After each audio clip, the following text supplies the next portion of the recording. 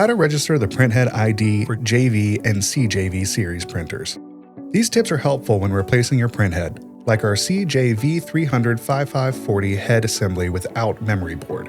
Follow these quick and easy steps to manually register the printhead ID on Mimaki JV 150, JV 300, CJV 150, and CJV 300 printers. Start by turning on the printer in technical mode.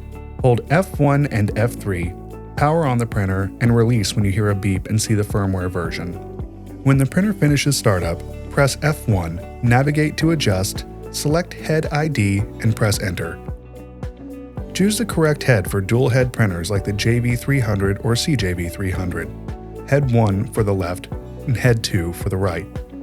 Now enter the new head's 3-line, 8-character ID on the white label. After entering the final character, press Enter to save.